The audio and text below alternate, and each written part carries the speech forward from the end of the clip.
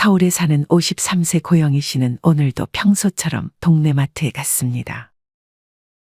그렇게 마트에서 야채를 고르던 고 씨에게 어떤 인상 좋은 낯선 여성이 말을 걸었습니다.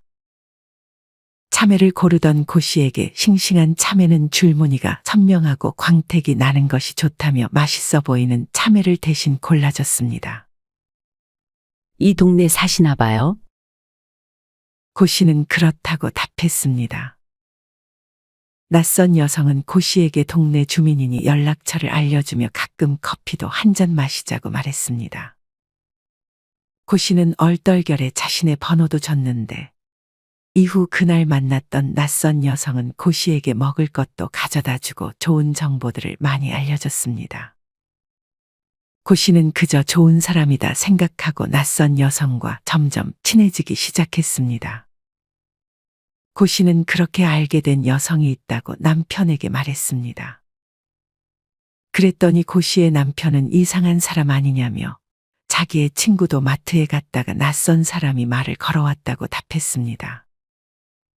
남편의 친구에게 말을 건 사람은 정치적인 주제에 대한 얘기를 꺼내며 다가왔다고 했습니다.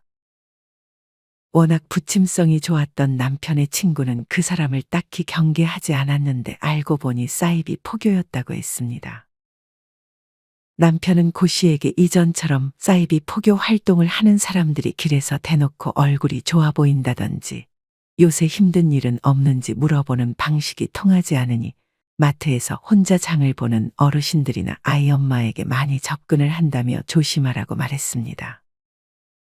고 씨도 최근부터 그 지인이 자꾸만 종교 얘기를 꺼내거나 모르는 지인들을 하나둘 불러대니 불편해서 그냥 연락처를 차단해버렸습니다. 고 씨도 혹시 몰라 알아보니 정말 남편 말대로 마트에서 혼자 장 보는 사람들에게 말을 걸며 사이비 포교 활동을 한다는 것을 알았습니다. 고 씨는 앞으로 절대 인상이 좋아 보이는 사람이라 하더라도 번호를 주지 않겠다고 다짐했습니다. 고 씨처럼 딱히 금전적인 피해를 보지 않으면 다행이지만 모두가 이렇게 사이비 포교 활동을 하는 사람으로부터 쉽게 빠져나오는 것은 아닙니다.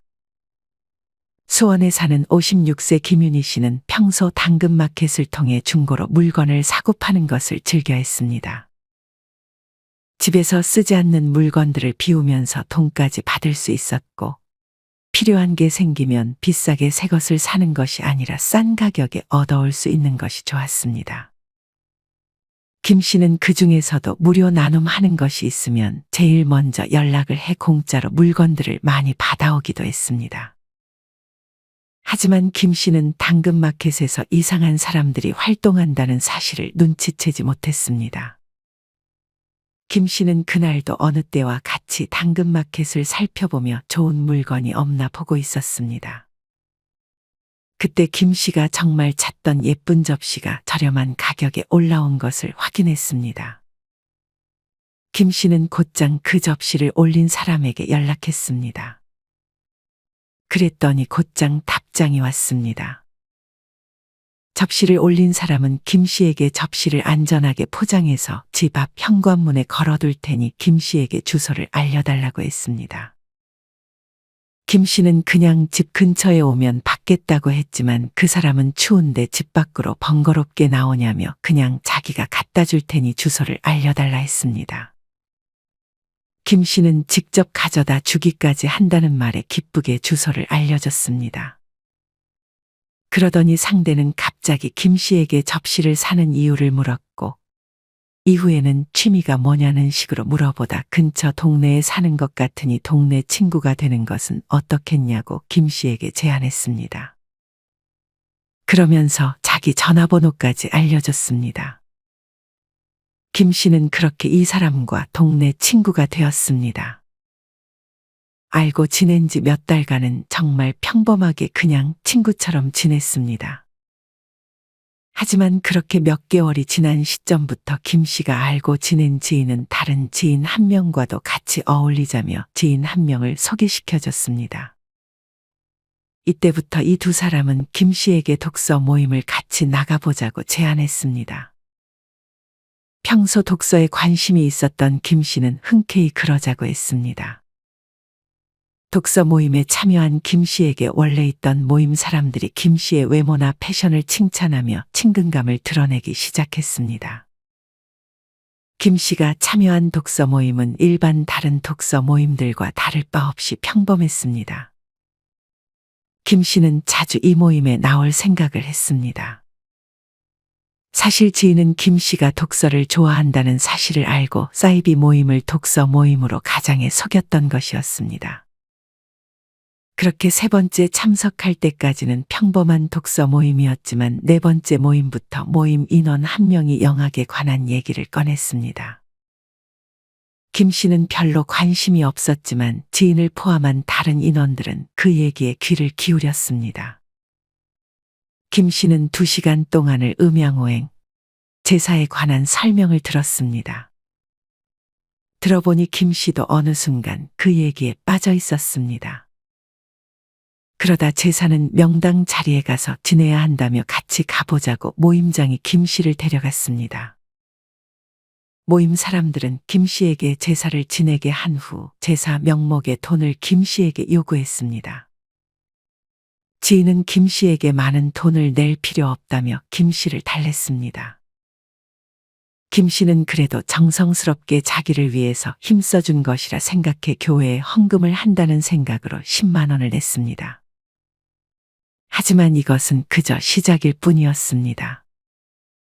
지인들도 김 씨와 마찬가지로 제사를 지내며 돈을 냈고 김 씨보다 더 많은 돈을 냈습니다.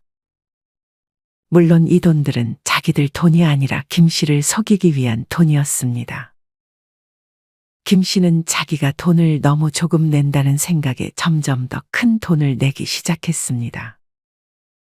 사실 김 씨가 이 모임에서 빠져나올 수 없던 이유는 이 모임 사람들 모두 김 씨의 아픔에 공감해주고 누구보다 김 씨를 생각해줬기 때문이었습니다. 물론 이 모든 것은 연기였지만 김 씨는 자기의 아픔에 공감을 해주니 이 모임에 올 때마다 위로를 많이 받아 의심하지 않았습니다. 이미 이렇게 마음이 넘어가 버린 김 씨에게 지인을 포함한 그 모임 인원들은 김 씨의 가족들과 다른 친구들을 이간질하거나 명분을 만들어 김 씨가 이 모임 인원들에게 더욱 의지하고 가족들과 다른 친구들에게서 분리시켰습니다. 마지막 단계로 귀한 명분이 담긴 도전이나 미션을 부여하며 이 과정에서 돈을 요구받았고 김 씨는 이미 여기에 빠져버린 직후였습니다. 시간이 흘러 김 씨는 이 종교에 더욱 빠져 이혼을 택했습니다. 이런 김 씨의 이야기처럼 사이비 종교 피해자들 대부분이 종교를 위해 가출이나 이혼을 택한다고 합니다. 사이비 종교에서 빠져나온 탈퇴자들에 따르면 이렇게 종교에 빠지고 나서 가정으로 돌아올 수 있는 확률은 1% 정도에 그친다고 말했습니다. 사실 이 이야기만 들어보면 누가 그런 걸 당하냐고 생각할 수 있지만 사실 사이비 포교 수법이 정말 교묘해지고 있다고 합니다. 이젠 하다하다 사이비 포교 활동도 시스템과 매뉴얼까지 만들고 만약 실패했으면 실패 보고서까지 작성한다고 합니다. 뿐만 아니라 사이비 포교를 위해 연기 훈련까지 받는다고 합니다. 타겟을 잡고 그 사람이 뭘 좋아하고 뭘 싫어하는지, 어느 시간에 한가한지, 주변 가족들 중에 사이비 포교에 도움 안 되는 가족들이 있는지까지 파악을 해 접근을 하는 등 그 수법이 정말 교묘해지고 있다고 합니다. 그리고 지인을 통해 더 많이 포섭을 한다고 하니 이제는 지인들까지 의심해야 하나 하는 생각이 들기도 합니다. 전문가가 아닌 이상 이상함을 눈치채기가 더욱 어려워졌습니다. 2023년 기준으로 사이비 신도가 200만 명으로 전 국민의 무려 4%나 된다고 합니다.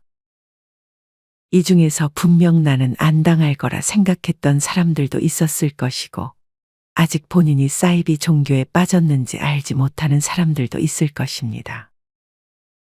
이런 사람들 때문에 당근마켓을 할 때도 의심을 해야 한다는 것이 참으로 답답한 상황인 것 같습니다. 당근마켓을 할 때에는 웬만하면 상대가 나에게 이것저것 질문했을 때 다 답해주지 말고 주소도 그냥 말을 해주지 않는 것이 좋을 것 같습니다. 그냥 깔끔하게 물건에 대한 얘기만 하고 웬만하면 중간 지점에서 만나 물건을 받아가는 게 좋을 것 같다는 생각이 듭니다. 만약 주소를 알려주게 되면 마약 범죄에까지 연루될 수도 있습니다. 요새는 집 앞에 모르는 사람의 택배가 와 있는 경우가 있다고 합니다. 이때 부모님이 시켰는지 아니면 자식들이 시켰는지 내가 시키지 않았다 하더라도 내 가족 중에 한 사람이 택배를 시켰을 것이라 판단해 보낸 사람과 받는 사람을 확인하지 않고 그냥 가져가는 경우가 있는데 사기꾼들은 이것을 노린다고 합니다. 이때 만약 모르는 사람의 택배를 함부로 뜯어보기라도 한다면 비밀 침해죄에 해당해 처벌을 받을 수도 있습니다. 심지어 마약을 주문한 뒤 개인정보가 확인된 주소로 보낸 후에 택배가 잘못 갔으니 다시 보내달라며 마약을 수거해 가는 경우도 있다고 합니다. 우리 집에 왔던 택배를 전달하는 것 자체가 마약과 관련하여 공범이 될 수도 있으니 반드시 택배를 받는 사람을 확인하고 잘못된 택배가 있다면 신고를 해야 합니다. 모르는 택배가 왔다고 해서 택배에 있는 전화번호로 절대 전화도 하지 마시고 택배 회사 또는 경찰서에 유실물 신고를 하는 것이 가장 좋은 방법입니다. 또한 이 사이비 포교의 타겟 중 하나가 바로 아이를 둔 엄마입니다. 사실 아이만 키우면 사회적 교류가 잘 없게 됩니다. 특히나 아이를 돌보기 가장 힘든 시기는 3, 4살 정도 된 아이를 돌볼 때 혹은 아이를 막 낳았을 때인데 이 시기가 사이비 포교 수법에 당하기 참 쉬운 시기이기도 합니다. 사기꾼들은 당근마켓에 육아용품을 올려 피해자에게 접근합니다. 육아용품을 구매하려는 것은 당연히 아이를 둔 엄마일 가능성이 높기 때문에 사기꾼들은 아이 키우느라 힘들지 않냐는 말로 공감대를 형성합니다.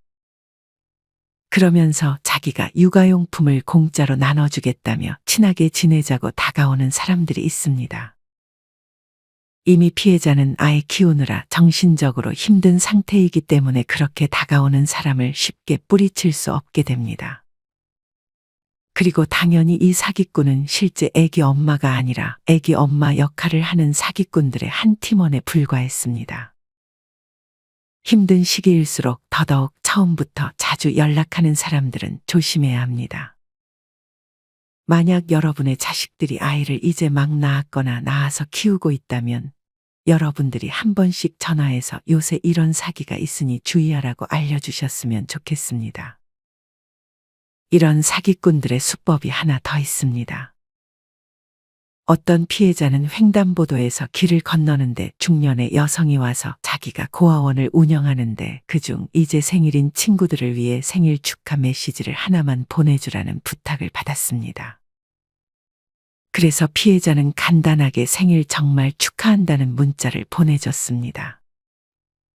며칠 후에 중년 여성에게 다시 연락이 왔습니다. 아이가 답장을 썼으니 봐달라는 부탁이었습니다. 정말 아이 글씨로 고맙다는 답장이 왔고 그 아이는 자기가 기억하는 엄마 사진이라며 그림을 그려 같이 보내줬습니다. 이 답장을 받은 남성은 안쓰러움이 느껴지다가도 불현듯 사기일 수도 있겠다는 생각이 들었습니다. 그래서 인터넷에 사이비 고아원이라고 검색을 했더니 자기와 비슷한 수법으로 피해를 당했다는 글을 봤습니다. 알고 보니 아이가 쓴 편지는 사실 아이가 쓴 것이 아니라 어른이 자기가 글 쓰는 손의 반대 손으로 삐뚤빼뚤하게 편지를 쓰며 아이 행세를 했던 것이었습니다. 그림도 사실은 어른이 그린 그림이었습니다. 이제는 이렇게 선의의 부탁을 쉽게 들어주는 것조차도 범죄의 표적이 될 수 있으니 주의해야 합니다. 마지막으로 사이비 포교 활동의 타겟으로 우리 아들, 딸들, 즉 청년들이 가장 위험하다고 합니다. 예전에 방송에 사이비에 빠졌다가 탈출한 사람이 나와 강연하는 것을 봤습니다. 이분도 그 당시 아주 젊은 청년이었습니다. 어느 날 이 청년에게 전화가 왔습니다. 전화한 사람은 자기를 기자라고 소개하며 청년들의 라이프 스타일을 인터뷰하고 싶다고 말했습니다. 이 청년은 흔쾌히 그러겠다고 답했습니다.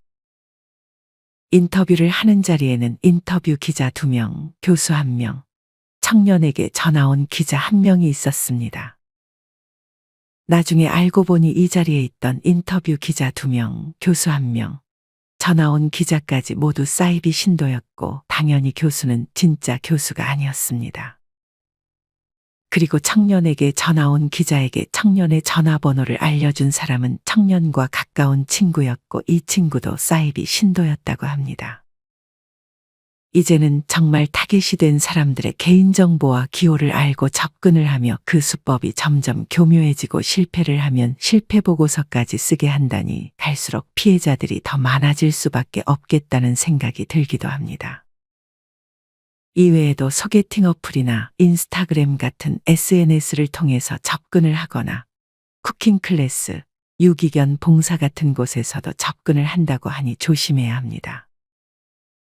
앞서 사이비에 빠졌다가 탈출한 청년은 이제는 사이비에 빠진 사람들이 그곳에서 나오게끔 도와주는 전문가가 되었는데 이 청년이 말하길 사이비 종교는 당연히 종교가 아니라 사기라고 했습니다.